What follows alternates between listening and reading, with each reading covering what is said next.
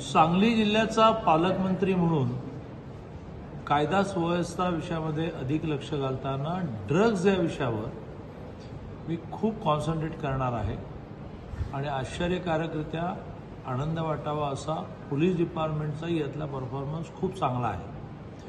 परवाच विट्याला 30 कोटीचे ड्रग्ज पकडले गेले। मी दोन गोष्टींचं आवाहन तुमच्या माध्यमातून करतो आहे की आपापल्या मुलांना सांभाळा आणि आपल्याला मिळालेली टीप, आपल्याला मिळालेली माहिती पोलीस डिपार्टमेंटला ट्रान्सफर करा।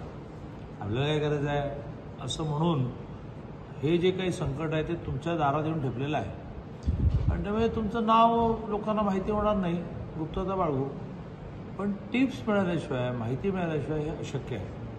आम्ही एक प्रबोधनाचा सुद्धा एक मोठा विचार करतो। तुमच्या माध्यमातून मी आवाहन करतो की जे ड्रग्ज विषयात प्रबोधनाचं काम करतात त्यांनी SP-ना कॉन्टॅक्ट करावा, स्वतःची स्कीम मांडावी की तुम्ही कसं प्रबोधन करणार आहात, त्याचा सगळा खर्च आम्ही करू, नियोजनमधून करू, आता CSR माध्यमातून करू, पण नुसत्या प्रबोधनाने हा विषय संपणार नाही, धाकाने हा विषय संपणार आहे।